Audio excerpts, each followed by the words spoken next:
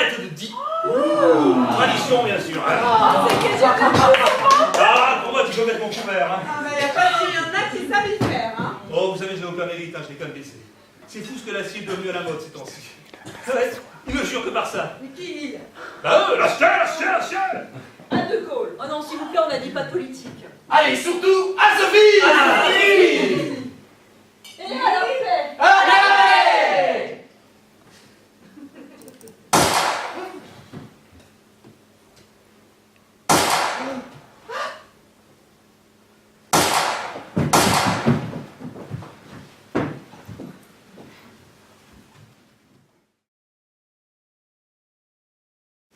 C'est un attentat. Il y a 2 Allemands allongés au milieu de la route, abattus. Pourquoi est-ce que tu parles comme ça? Oh, ça va, c'est un réflexe. Où est-ce que tu vas comme ça? Je vais voir ce que je peux faire. Tu as de la suite dans les idées. Mais ce sont des êtres humains, je ne fais que mon devoir.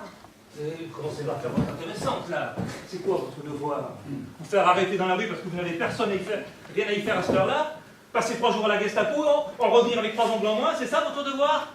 Allez, asseyez-vous, reprenez un peu de clairette, ici personne ne vous en voudra d'avoir fermé les yeux. Il me faut 20 otages.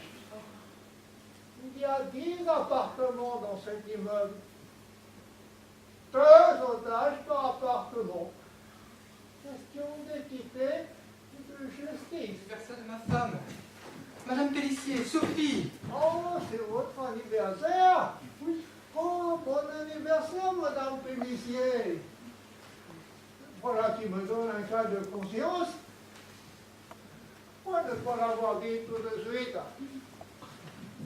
Je ne suis pas un barbare.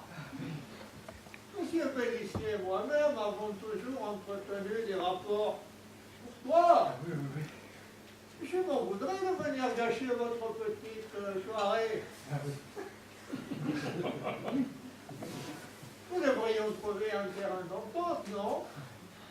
Oui, bien sûr. Je sais. Je vais vous laisser finir votre petite fête. Je ne viendrai chercher les otages tout désert. Cela me semble plus gentil pour un anniversaire. Est-ce que tu peux nous aider? À la Gestapo? Oui, à la Gestapo, pourquoi pas, si ça pouvait nous servir. Hein, Françoise? À la Gestapo, mais pourquoi moi? Je ne sais pas, tu es seule, les temps sont ceux qu'ils sont, personne ne t'en voudrait. Je ne connais personne. Je me débrouille très bien toute seule. Je n'ai encore jamais rien acheté avec mes gens. Merci pour elle. Le docteur a raison. Nous sommes tous de bons Français, nous aimons notre pays, mais si l'un d'entre nous connaît un haut fonctionnaire, réfléchissez. Vous êtes peut-être arrivé de sympathiser avec un officier de la Gestapo. Jamais de la vie! Mais ne soyez pas extrémiste, Pierre. Il y a des tas de gens qui connaissent quelqu'un à la Gestapo qui n'en meurent pas pour autant. Au contraire. C'est vrai, si je me noyais que quelqu'un me tendait la main, que ça ne pas, je ne ferais pas la fine bouche. Eh bien, moi, je préférerais mourir plutôt que de sauver ma vie par de pareils moyens. Oh, ma petite Françoise, vous êtes complètement idiote. Bon, chaque jour, je reçois des Allemands. Ils viennent m'acheter des livres. Je peux tout de même pas les mettre dehors. Je suis d'accord avec André. Si l'un d'entre nous connaît un officier allemand, Qu'est-ce qu'on en ferait? Ben, si on connaissait quelqu'un, on pourrait lui téléphoner. Si c'est un ami, il pourrait bien aller les piocher ailleurs, ces otages. Mais comment ça ailleurs? N'importe où, n'importe qui, au hasard? Mais pourquoi pas, c'est bien ce qui nous arrive. Il a raison, c'est la faute à notre pleine chance, pourquoi nous plutôt qu'un autre? Et puis les Français, il y en a plein les rues, hein, ils ont l'embarras du choix. Et il est beaucoup moins respectable que nous, croyez-moi. parce que vous croyez que votre vie a plus de valeur que celle d'un autre? Ben mes yeux, oui, mais sans hésitation. Mais vous vous rendez compte de ce que vous dites? Mais qu'est-ce que je dis? Qu'est-ce que je dis? Qu'est-ce que ça pourrait vous faire d'être remplacé par un inconnu? Mais parce que vous pourriez vivre avec un cadavre sur la conscience? Ah oui, je préférerais vivre avec un cadavre sur la conscience plutôt que d'être le cadavre sur la conscience de quelqu'un. On aura peut-être affaire à un bon bougre. Vous lui dites que vous êtes chez des amis, des gens paisibles, hein. Et vous lui dites bien que vous avez une clientèle allemande. Allô, colonel Ulrich, docteur Pagnon à l'appareil. Je m'excuse de vous importuner, mais il m'arrive une drôle d'histoire. Je vous téléphone de chez un ami. Nous étions en train de dîner tranquillement lorsque la Gestapo est arrivée. Il y a eu un attentat dans le quartier. 2 Allemands sont morts. Mais nous ne sommes pour rien, vous y pensez bien. L'officier réclame 2 otages. Kaubach, commandant Kaubach. Il en a déjà pris 18 dans l'immeuble. Vous comprenez mon inquiétude. Puis vous pensez, moi qui ai collaboré bien avant la guerre, ce ne serait pas juste. Oui, un instant, mon colonel. Très bien. Il veut parler au commandant, vite. Allez le chercher. Ne perdons pas de temps, allez vite. Mettons le feu. Le feu? Ici, chez moi? Mais il n'y a pas d'autre solution. Mais trouve autre chose. Je vous laisserai jamais brûler mon appartement vite, s'il te plaît. À quoi voulez-vous que ça vous avance? Il y a des soldats partout. Et vous les avez comptés, ils sont 5. On profitera de l'arrivée des pompiers pour se sauver. Mais jamais je vous laisserai faire ça. Putain, c'est quelque chose. Mais si, Marie a raison, réfléchis un instant. Le feu, les pompiers, la panique, les gens du quartier. Et c'est une excellente idée. Non, il faut faire vite. Où est-ce que je peux allumer un foyer? Mais vous allez mettre un peu là, tout de suite, maintenant? Non, on va attendre demain. Mon Dieu. Il prépare le dessert. Ça y est, ça prend. Qu'est-ce qui bon, mademoiselle? Je ne sais pas. Je m'en vais. Et Kaobart, on fait quoi? Mais inutile de le prévenir, je m'arrangerai avec le planton. J'ai mon Alsace s'il acceptera.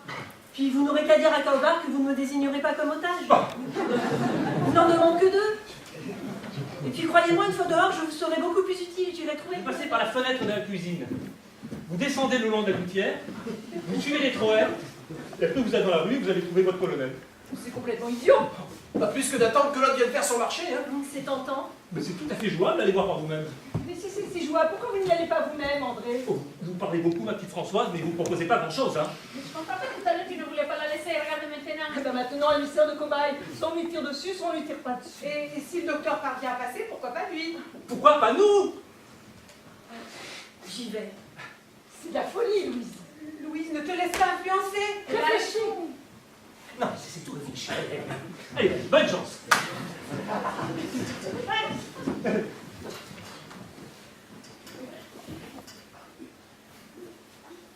Vous croyez qu'elle est passée?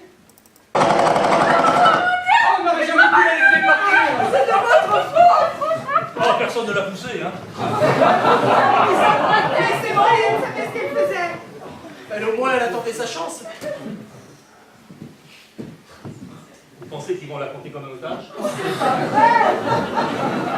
ça nous arrangerait tous? Oh, mais ce n'est pas bon, c'est trop bien.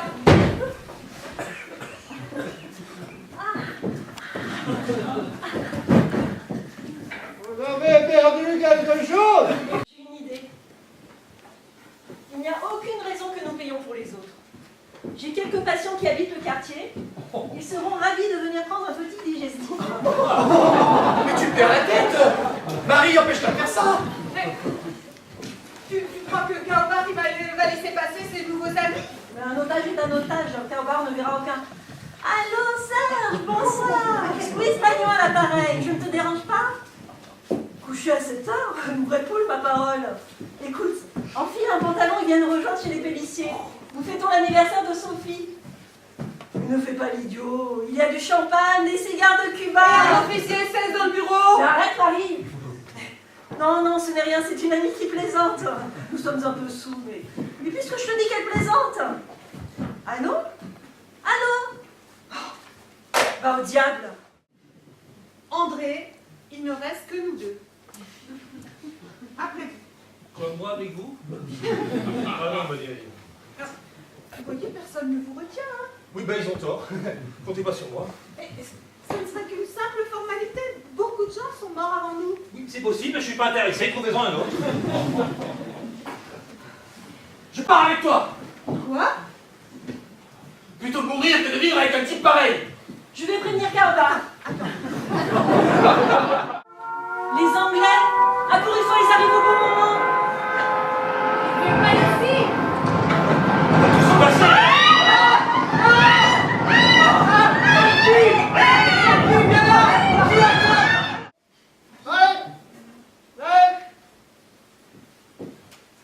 Allez, un peu d'enthousiasme, il y a une chose.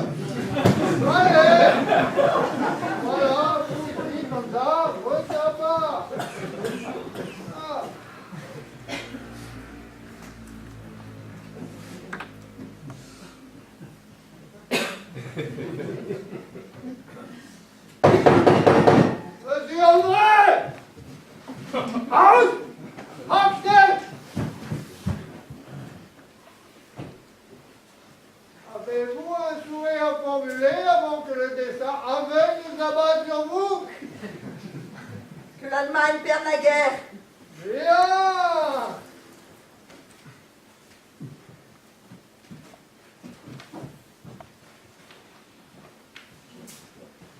Leur destin est entre vos mains. Non, non, je ne joue pas.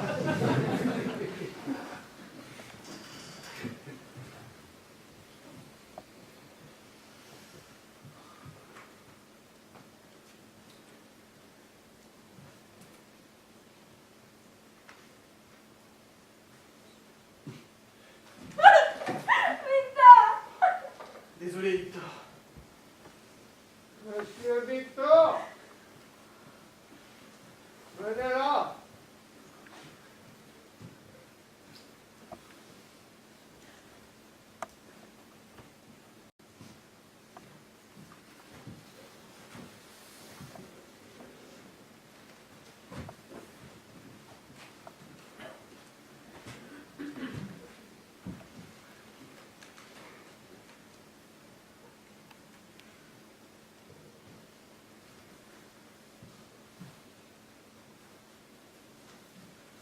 Interdiction de bouger. Non, pas moi! C'est pas juste! Pardon, André. Ah, ça m'avance bien ton pardon! Content de votre choix, monsieur. Je l'ai pas choisi. Tu l'as fait exprès! Ne me prenez pas, monsieur Cobard! Je n'ai pas l'âge pour mourir! Je ne veux pas... Enlevez-vous. Non, non, je vous ai toujours soutenu! Haït là! Haït là! Enlevez-vous. Nous reviendrons dans votre patrie. Pourquoi moi? Pourquoi moi? Pourquoi? Vous ne comprenez pas? Vous ne comprenez pas que le destin aveugle s'abatte sur vous? Comme il s'est abattu sur les deux officiers morts sous vos fenêtres? Pourquoi? Pour rien. Je ne serai pas aussi cruel envers vous.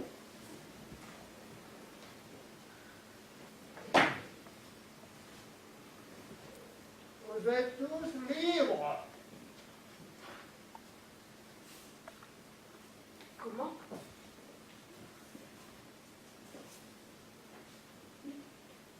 C'est une plaisanterie. Je suis joueur, madame, mais je n'aime pas les plaisanteries. Le criminel a été arrêté il y a quelques minutes. En fait, il s'est rendu de lui-même. Il ne supportait pas que des innocents payent pour lui. Vous voyez que nos méthodes ont parfois du bon. Il prétend avoir agi sans réfléchir. Étrange, n'est-ce pas? Qu'un criminel prêt à tuer froidement deux hommes dans le dos décide de donner sa vie pour sauver celle de parfaits inconnus. Il y a parfois des choses que je ne m'explique pas. Victor, on est amis. Bien sûr qu'on est amis, André.